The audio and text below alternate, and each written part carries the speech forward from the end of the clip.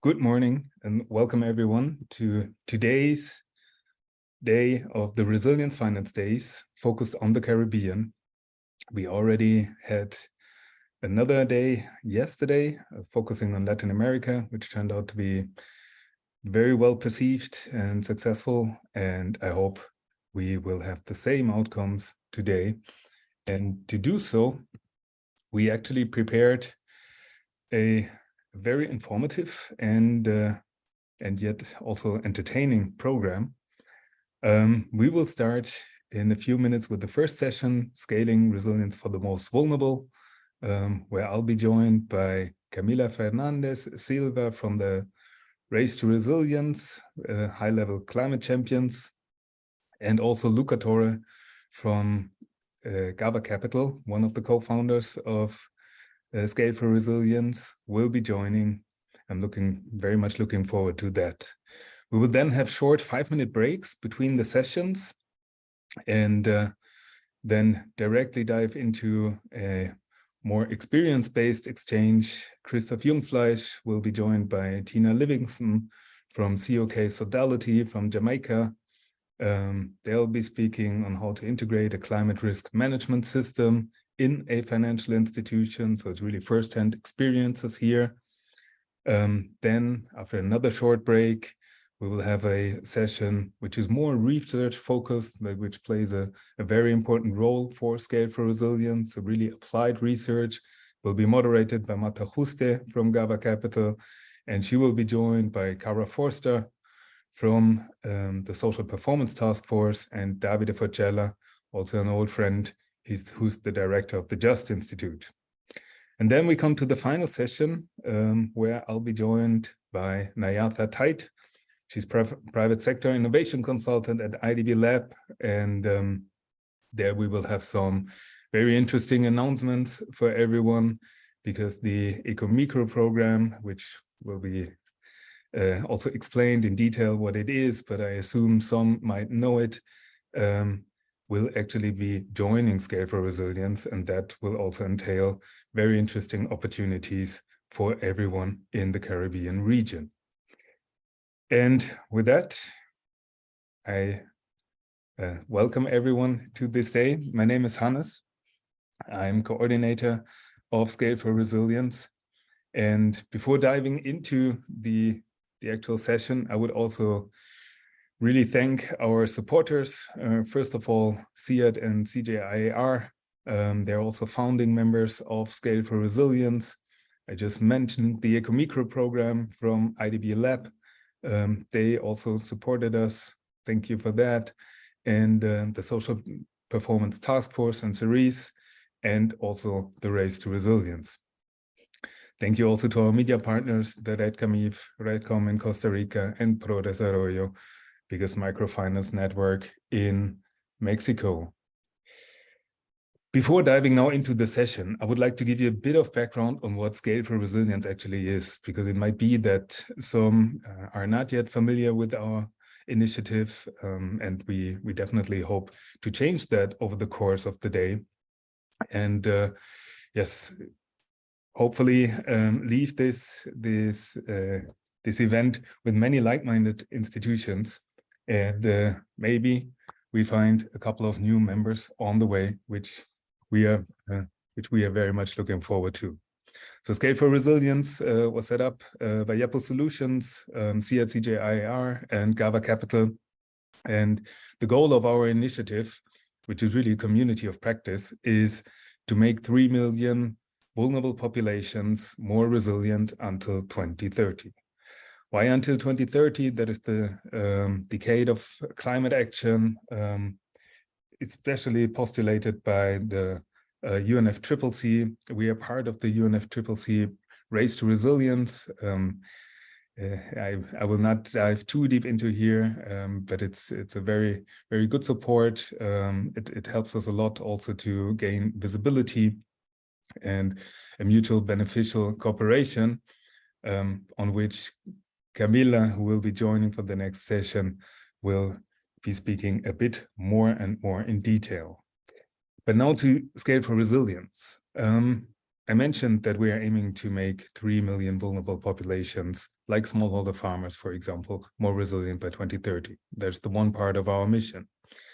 The second part is we achieve this by promoting adaptive finance, really resilience finance, by providing access to nature-based solutions. And to do so, we actually address the full financial value chain. We have investors among our members, we have financial institutions, most importantly, and we combine this with research institutions and facilitators. What do we want to achieve? We really want to increase the access to adaptation measures like nature-based solutions for the most vulnerable. So basically increasing the access to finance for those who need it most, and actually make clear that this is also an opportunity, an economic opportunity.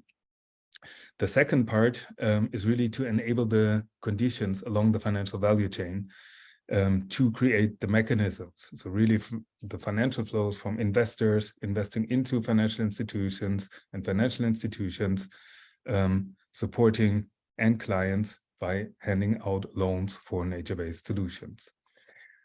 To do so, we basically founded this initiative of like-minded institutions, and we aim to support knowledge exchange, knowledge transfer, networking between institutions, and create visibility for the whole topic, because unfortunately, it is still a niche topic, albeit climate change being a very, very relevant and growing threat among the horizon. We already have quite some members. I'm not going to read them out. For the Caribbean, we're starting to move into the Caribbean. COK Sodality is a member there. We will see them speaking in the second session. And apart from that, we cover many networks in Latin America, and we also have a first footstep in Africa. And with this, I come to the first session, the first actual session. I will be joined by Camila Fernandez and Luca Torre. Camila Fernandez is the engagement lead of the high-level climate champions, and Luca Torre is the co-CEO of Gava Capital, a Spanish impact investor. And I would like to start this session by actually inviting Camila to give us a bit of background and the big picture of why we are here today and why resilience is so important, and the financing of it. Camila, thank you very much. The floor is yours. Thank you, Hannes. Thank you for being in this conference. I'm from Chile. I'm the engagement lead of Race to Resilience and Race to Zero. I'm going to share my screen. I don't know if you are looking at it. Yeah, I can, sorry.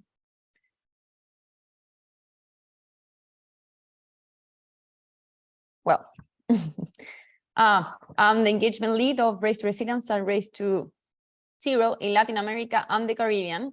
I'm very grateful to be here because our participation in the Caribbean is not so deep as I will love it. So happy to connect after if someone is interested in go further with information from the campaigns and also how to strengthen the relationship with the local partners of what are you doing on the ground and how we can, from the Climate Champions team, support what you're doing and connect with other partners around the world, and also like preparing some inputs and messages from COP28.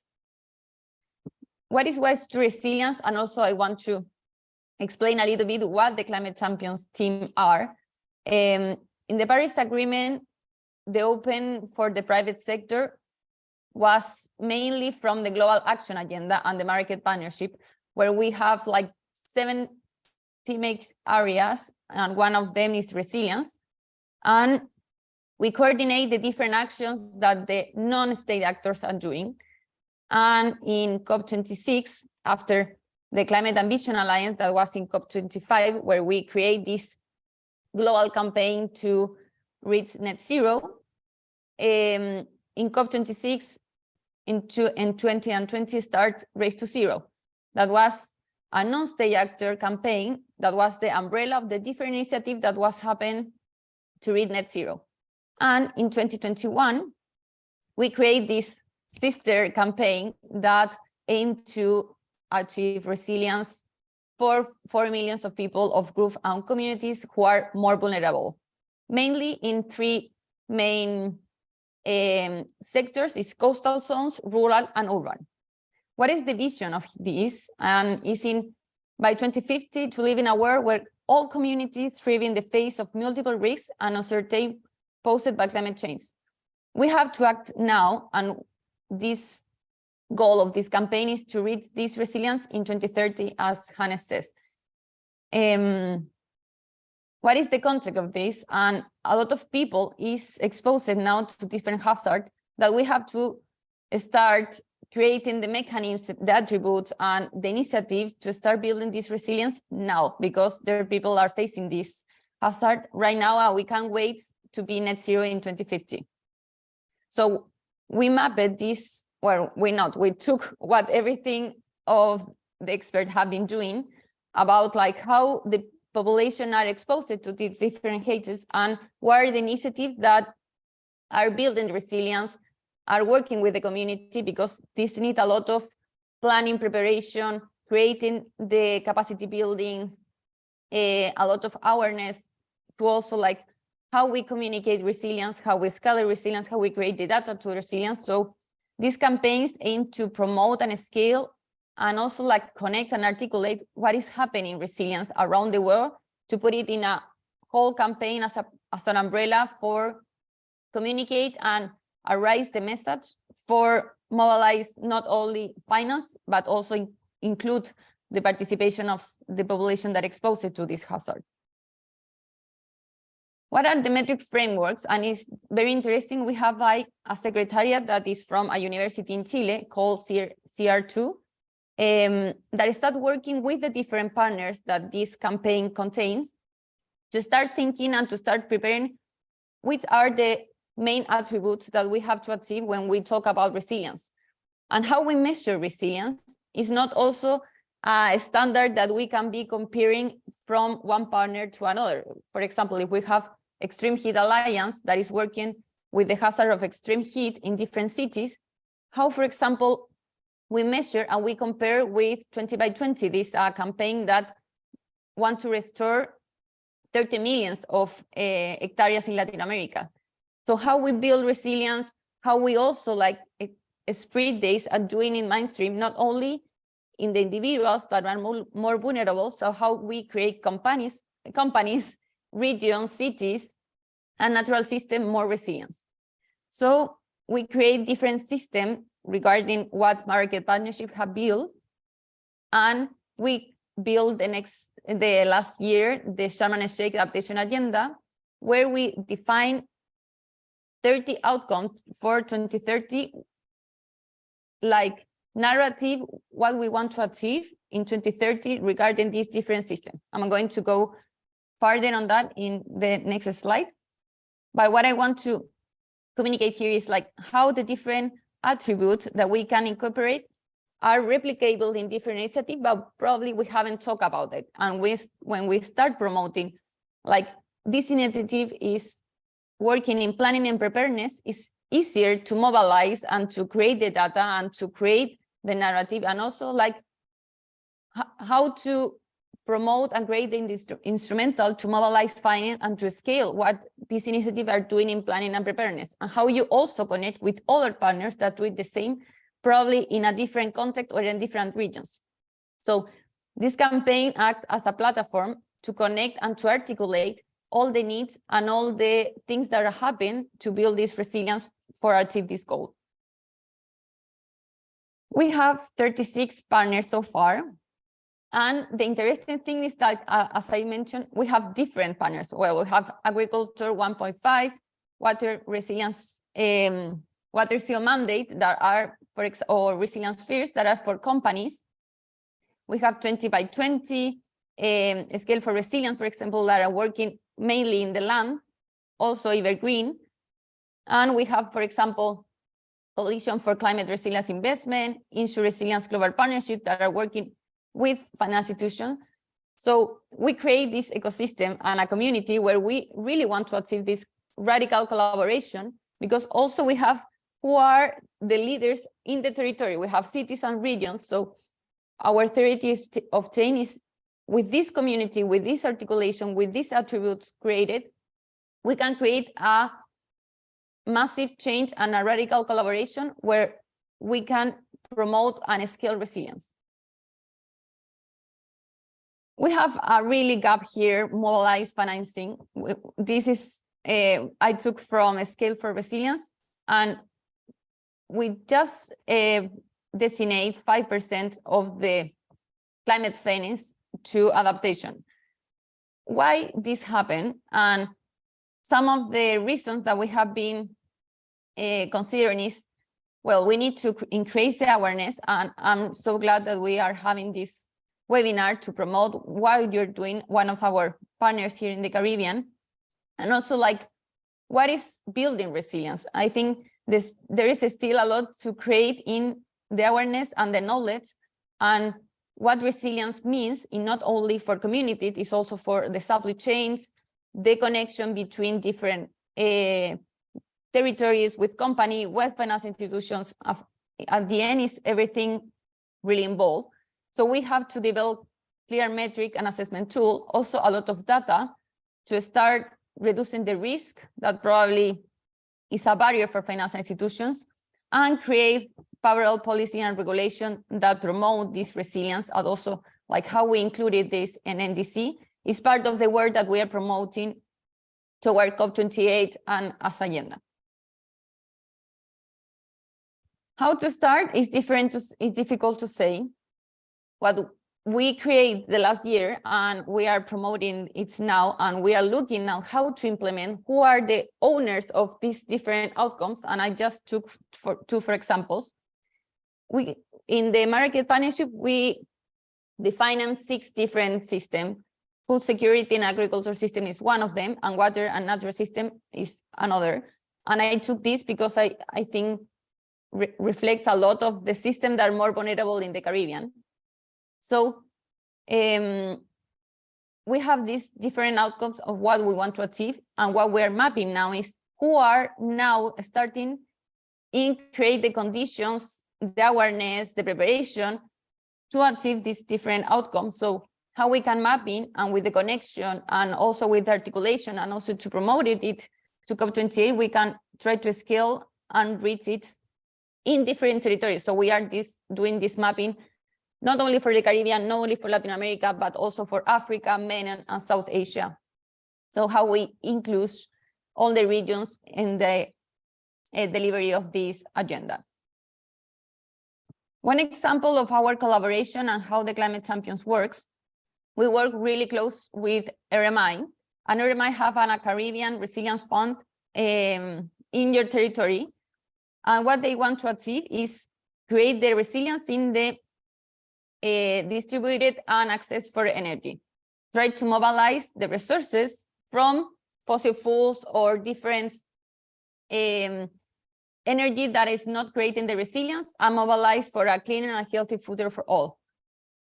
These are where the projects are located, and you can see like mainly of the Caribbean is covered and how much money they have mobilized. I just took this example because when we create the narrative, when we start positioning some topics and needs that is necessary, because sometimes we are not inclusive because some countries and regions are really unrepresented in the dialogue, are really unrepresented in the negotiations, are really unrepresented in how the financial institution or the multilateral banks make the decisions. So when we start working on the ground, we start promoting and creating this narrative, it's easier to understand what are the needs and what are the barriers. So the working that RMI is doing now is creating this project that are locally in the different countries of the Caribbean, and start understanding what are the opportunities and what are the barriers that we need to scale. And we are working closer to them, with them, to understand what we need to achieve in the Caribbean when we are talking about like be resilient in energy and create these conditions for the Caribbean to be a cleaner and healthy region where everyone have access to energy. I have a lot of examples, but I don't want to extend too much. I think Scale for Resilience is a really nice project that is happening in the Caribbean. Thanks for the invitation. And I really look forward to start building our relationship and strain how we connect with the ground, with the things that you are doing. And if someone interested in also join the campaign as a partner, happy to connect further and explain what that means and how we work together. Thanks, Ganes. Thank you so much, Camila. Yes, there was actually a lot of points in the slides you just presented. I mean, first and foremost, yes, that the real pressure we're having because of climate change, and yeah, so it's really imperative to act, and also it's pretty obvious that the financial flows are not yet reaching those who need it most when we speak in particular adaptation, and that is something very needed especially among vulnerable regions like the Caribbean. One question I have when looking at the slide, you just mentioned the RMI. What does it stand for? Rocky Mountain Institute. Ah, okay. Sorry, I didn't. Yeah, no, it's my fault. It's like all good, all good. No, and it's a very good. And so get used to acronyms, and I can get out of there. Sorry for wonderful. all. Wonderful. So I'm sure people know it. It's interesting again because you also this project, what you just outlined as an example, really focuses on energy efficiency. So there's what we speak of in terms of climate change mitigation is addressed. Whereas there's a large overlap between mitigation and adaptation. However, there's also and this is where we focus on with Scale for Resilience. It's actually the adaptation to climate change, because we can see we see the effects, we can feel the effects, particularly in the Caribbean region. There's an increase in storms. There's also floodings. There's extreme heat events, and we need to find a way on how to deal with those developments, because they will not go away. And in particular, the finance has a very strong has a strong power there, because it can actually, financial actors by deciding what they finance Exactly. have the power to regulate what is actually available for people who need that adaptation. So thank you very much for that invitation. No, thanks for you. And all the luck for the rest of the webinar. Thank you so much. I will now see to reshare my screen. I hope everyone can see it. Yes, so thank you, Camila. That was exactly the, now also a bit of background regarding the race to resilience. In summarizing it in a different slide, it's really climate change is a threat, and there is a large number of people, actually around 3.3 billion, which are most vulnerable to climate change. They are all over the world. They are in Latin America, they're in Asia, they're in Africa, but they are also in the Caribbean. And actually, those people, they contributed least to climate change, but are affected most. And that also highlights a bit of a moral imperative, which is prevalent here. We need to support them as they cannot help themselves there. And Camila just mentioned it. If we look at international climate finance, we see on the left-hand side here the current distribution, and there's a strong focus on mitigation for many reasons, and mitigation is very important. But the downside of the current distribution is that relatively few money is actually going to adaptation, around 5% versus 95%. And it has already been actually said in the Paris Agreement, so a very binding international contract, that the distribution should be 50% mitigation, 50% adaptation. And that is exactly one of the key tasks we are working on by creating the conditions for the financing of adaptation, in particular in the inclusive finance space. It's also, we have clear barriers identified among the financial value chain, and for this whole setup before actually formulating this goal of supporting 3 million vulnerable populations to become more resilient to climate change. And one is there's the most vulnerable really lack access to finance for adaptation. That has been mentioned before.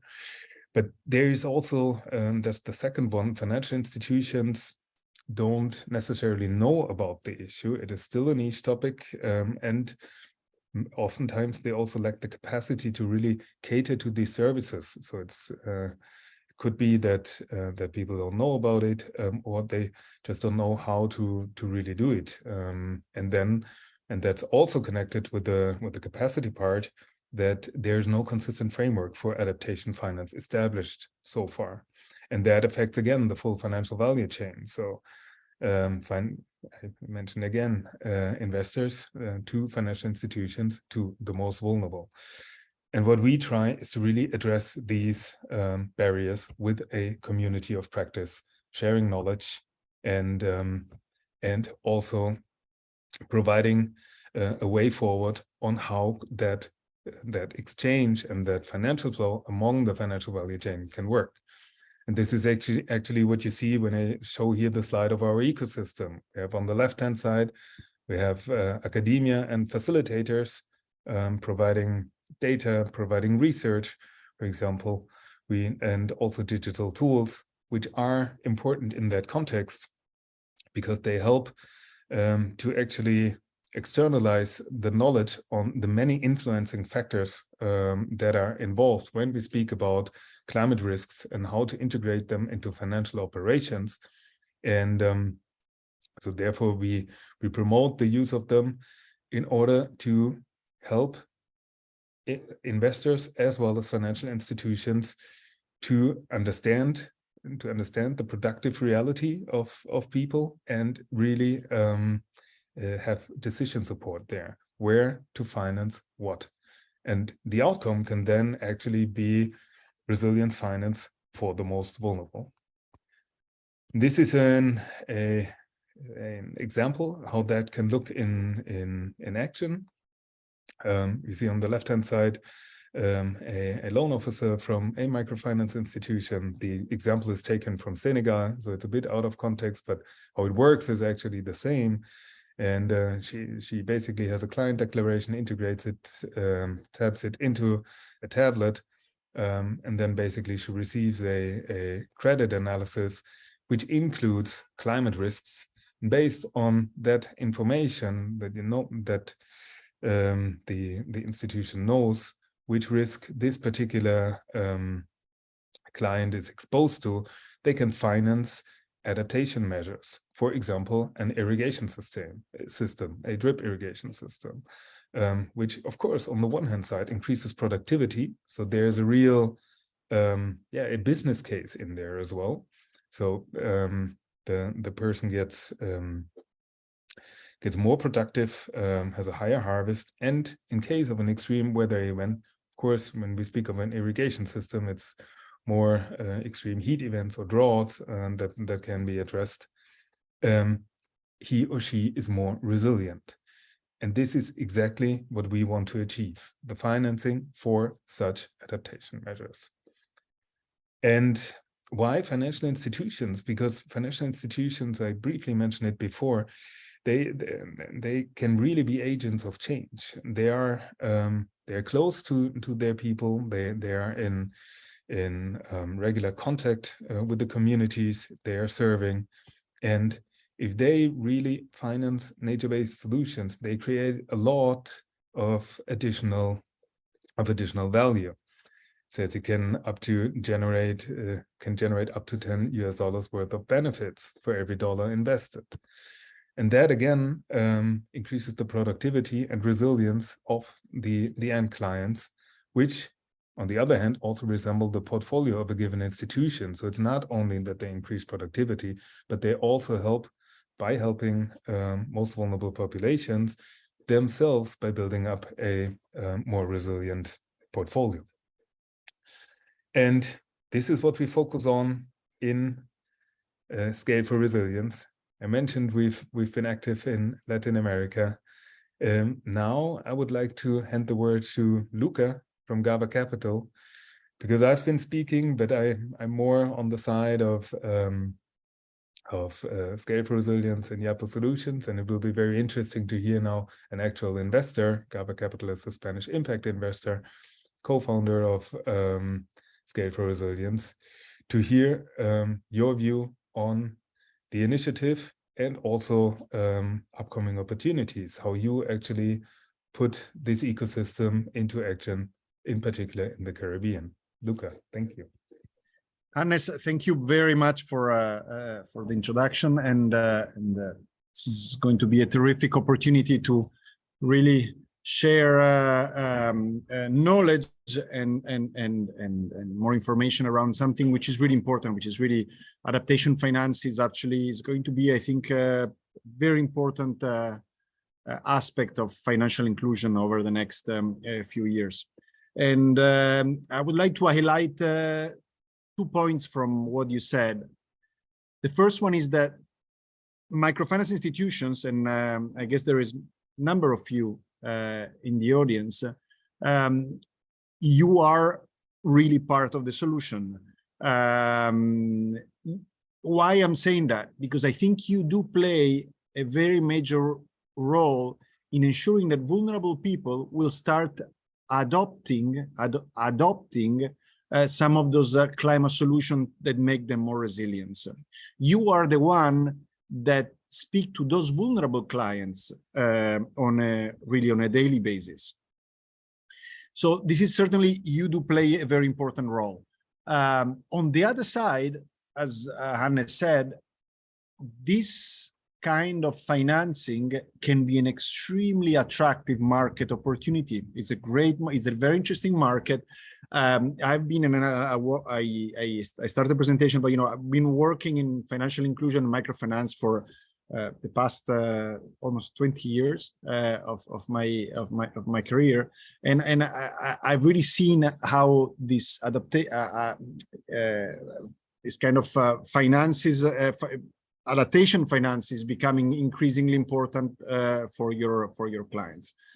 Financial inclusion traditionally has been very much focused on how can you, microfinance institution, increase the productivity and the income of your clients, but increasingly so by providing working capital, for example, but increasingly so because of climate change. We also need to be very, very focused on how to make clients more resilient, and climate change, as we have heard, plays a very important role. I would like to share my screen 1 second with a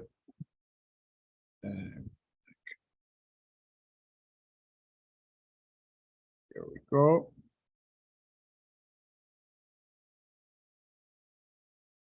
Okay. Here we go.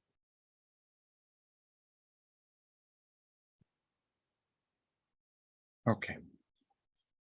So very briefly on GABA Capital, I will be very brief. This is, if you're, I would love to, speak any of you that is interested in the themes, feel free to just contact me. Why this is moving. So as a firm, we have about 200 million euros under management. We have done about 65 investments, primarily in microfinance institutions around the world. We do transaction, both debt as well as equity, that range between 3 to 10, 15 million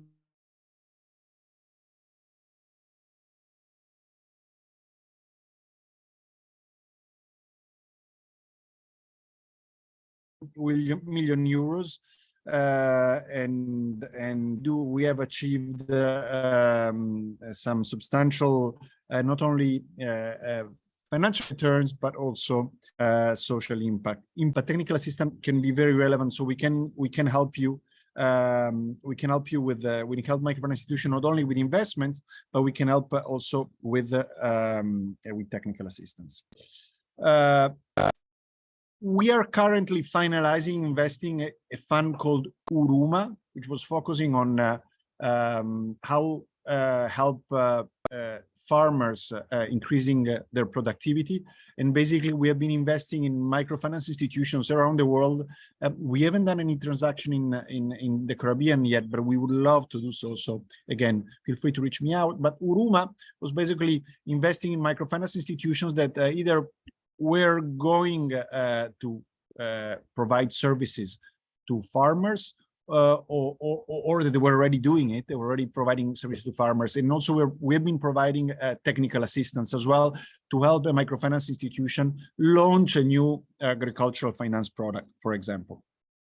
Now, investing Uruma, and we still have some capital left, not much, but some capital left. So if you're interested, if you're looking for capital, feel free again to reach out to me.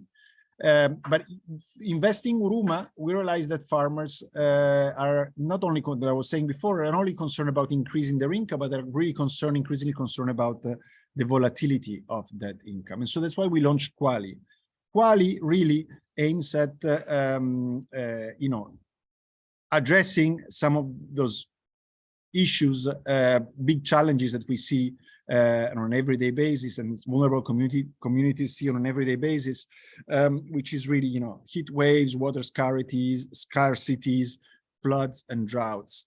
And we think that there are two issues that needs to be addressed for farmers and small businesses to become more resilient. One, and I'm going to very much in line with what Hannes and Camilla said, but one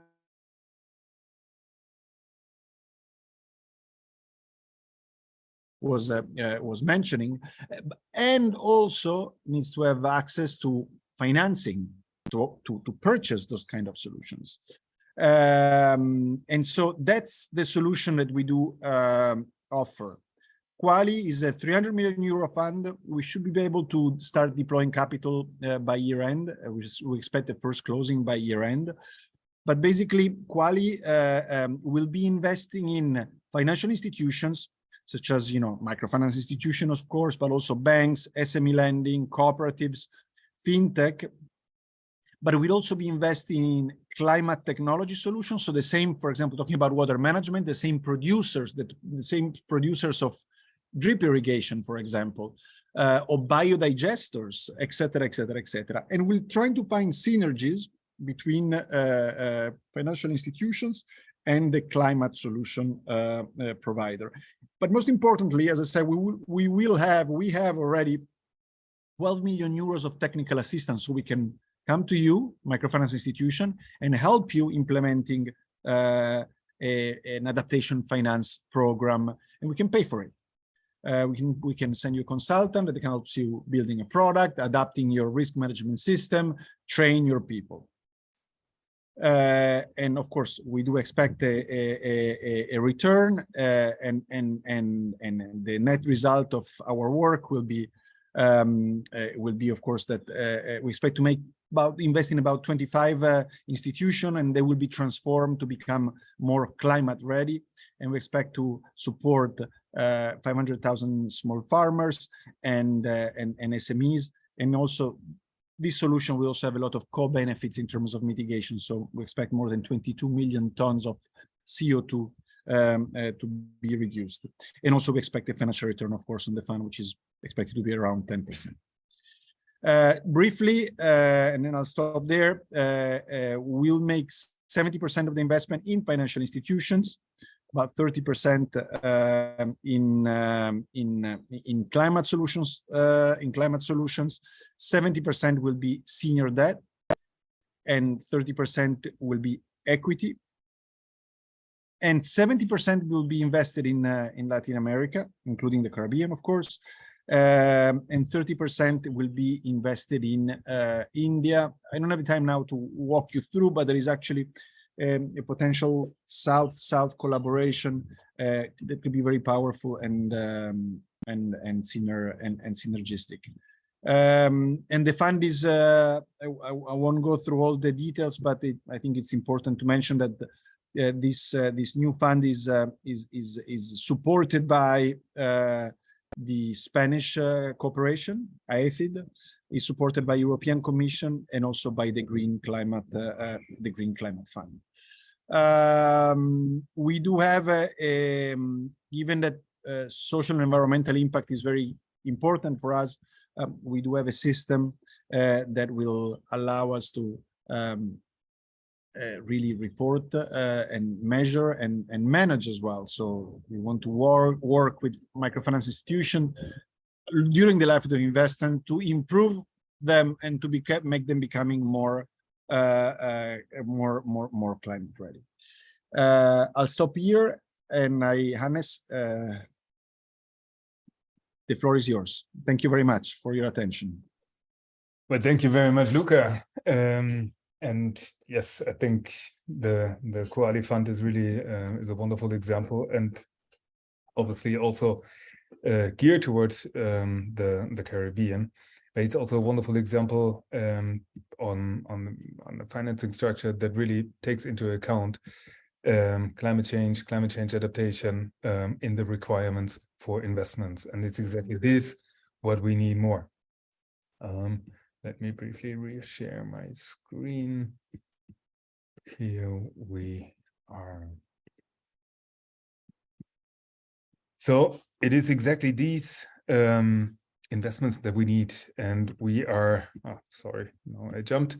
And we are speaking to other investors as well. And it just needs to be clear that the topic is new also for investors. And as said, there's not a very clear metric already up. So everyone is looking for ways to standardize, to find principles on how to invest into financial institutions. And on the side of the financial institutions, they are also looking for metrics and principles how to invest for smallholder farmers. So we outlined the connection to the nature-based solutions, which then increase the adaptive capacity of end clients.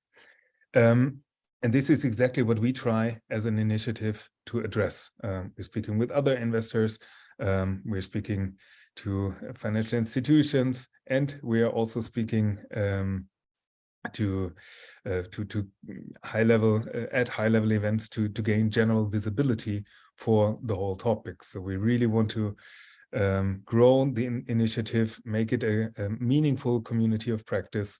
And here we see a bit on where we started, because it's actually still young. We are the race to resilience is still young. Camilla mentioned that at the beginning. First there was the race to zero. 2 years ago, the race to resilience started, 2.5 years.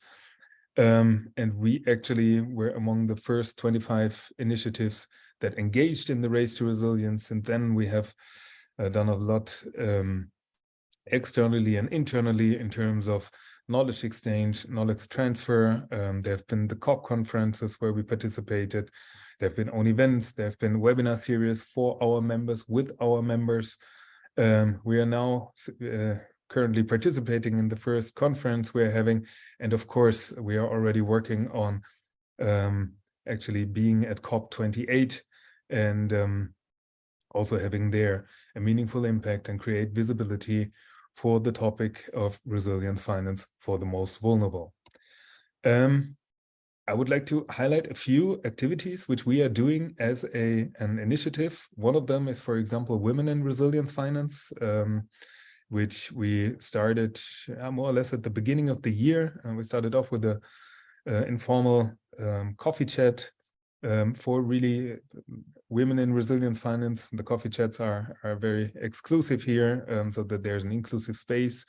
And it really does not depend on seniority. So if women are watching this right now in the among the participants, please feel free to contact us and become part of this exchange. It has there was very positive feedback we received, and the second step mentioned here on the slide, we are currently setting up a mentorship program there for women in resilience finance, geared at actually training climate change ambassadors for financial institutions. There we put a training program up. So this is one of the activity we are doing. For example, of course, I mentioned the climate conferences. This has been COP26, and you can see on the left-hand side, Daisy Martinez Baron from CJIR. She represented Scale for Resilience there. Had the opportunity to meet Barack Obama, but also on the right-hand side, Claudia Moreno, who is the director of a microfinance institution in Ecuador, had a very prominent intervention at one of the sessions there. And this is also an important part to really bring to these events and these spheres, Camilla mentioned it, this political sphere, the voices from the ground, to really so that decision makers on that level understand what is happening and what is needed in the field, on the ground, where people are affected by decisions. The last COP, we've been co-lead for the Resilience Hub, in particular for the food and agriculture theme, and we're part of designing the program. We've done 3 very well perceived events there, also created publications thereafter out of these events. So you see there's really a lot we do in terms of visibility. There's one thing I would in particular like to highlight, especially today, because we spoke about forming partnerships and expanding the network. And one wonderful announcement, I think I can at least spoiler here, is that Ecomicro, the flagship climate change program from IDB Lab, will actually become a partner of Scale for Resilience. And I'll be speaking with Nayata Tait in the 4th session today about this and what kind of plans, what kind of activities we are planning there, and what kind of opportunities are also arising out of this. And yes, to make our value offer towards potential new members, and I said it at the beginning, we're really hoping to use this day to get more members here among you, among the participants, is really to learn from each other and to create a place for exchange. Of course, there's also the access to the Yapu software, but where shall it lead to is really a community of practice, where investors find motivated institutions find investors. We can develop joint projects, all geared towards financing resilience for the most vulnerable.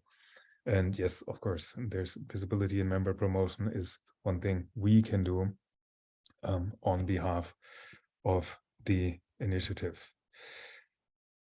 There is, we basically, in case you have questions about a membership, the membership really, it's free, it doesn't cost anything. Of course, we want you to be engaged in, we want our members to be engaged with the initiative and with the activities we are conducting, but there's no additional cost. There is a part where we ask for a reporting on activities, but that cannot be explained in detail. If you have any questions, please feel free to contact us via the Scale for Resilience website. I'll be happy to post the respective link in the chat. And with this, I would start to look. I see there's something, a question in the chat and in the Q&A. I will go to that in a second. I see right now, Sylvia, I'm now looking at your question in the Q&A. Thank you for the, I guess we will be talking about challenges in these models and the problems in the, no. That is a long question, so it takes a second to read it. Yes, that is a absolute very right, Sylvia. It's true. It is complex. Definitely, especially during the next session, session 2, you will hear answers here. As I mentioned that right at the beginning when Tina Livingston from COK Sodality will be speaking with Christoph Jungfleisch, who's the CEO of Yapo Solutions. And Yapo Solutions actually introduced a climate risk management system at COK Sodality.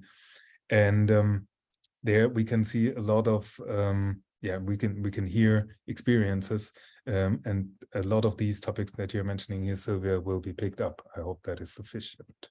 Can I add one thing, Hannes? Please.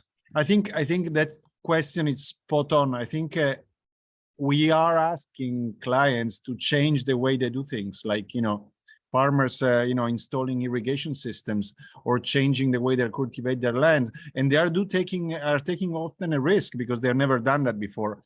So I think the adoption and the risk they're taking, it's absolutely part of the question, is the part of the implementation. So in a number of places, for example, you have to create incentives for clients to do that by offering, for example, lower interest rates.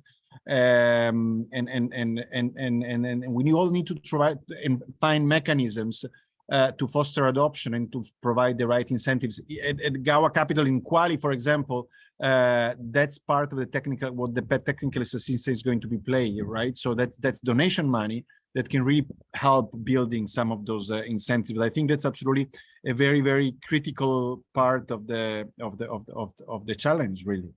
So I just wanted to add that because I think it's, and I'm sure that Christoph will address that further on. Absolutely. Yes, it's correct, and thank you, Luca, for qualifying it. We are unfortunately running out of time. Michael, I hope you can find it in the Q&A. Otherwise, I'm also happy to post Sylvia's question in the chat. If there are other questions, as said, feel free to reach out. We'll be very happy to answer them and give more background information. But we also reached the end of this session. Actually, we're slightly over time. So I would first of all like to thank you for participating in the first session. There are 3 more really interesting ones coming your way.